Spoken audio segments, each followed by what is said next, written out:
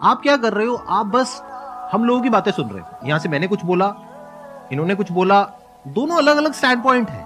मतलब इस दुनिया में आर्ट्स भी है, साइंस भी है, कॉमर्स भी है।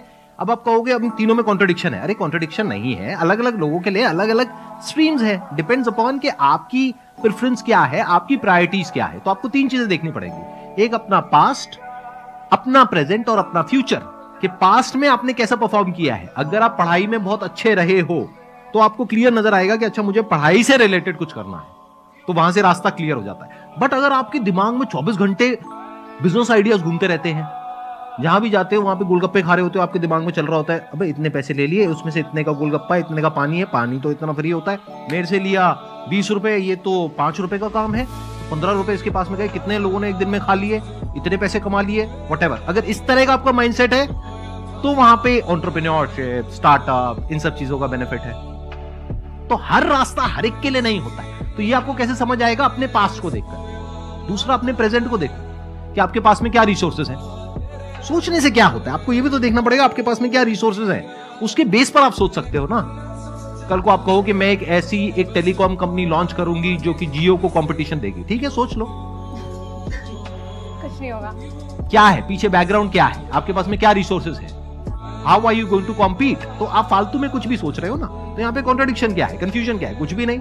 तो जब आपके रिसोर्सेज ही आपको अलाउ नहीं कर रहे वो करने के लिए, तो सोच क्यों रहे हो। तीसरा, फ्यूचर में आप अपने लिए कैसी लाइफ चाहते हो। जैसे सर ने कहा कि पावर नहीं मिलती है वहां पे सर्व करना होता है। इस गलतफहमी से बाहर आ जाओ कि वहां पे पावर मिल जाएगी। पावर तो पूरी की पूरी एक हिरार्की है, जिस हिरार्की में टॉप पर पब्लिक बैठी है एक्चुअल में, वो हमें पता ही नहीं है। हमारे हाथ में पावर है, किसको वोट करना है, किसको पावर में लेकर के आना है।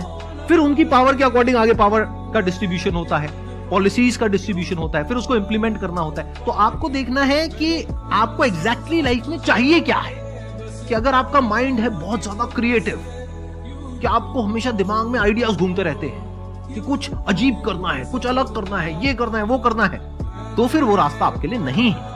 क्योंकि वहां पे आपके पास में पावर नहीं है, रिस्पॉन्सिबिलिटी है। But once you go in the entrepreneurship space, वहां पे रिस्पॉन्सिबिलिटी नहीं है, वहां पे पावर है, पावर टू क्रिएट।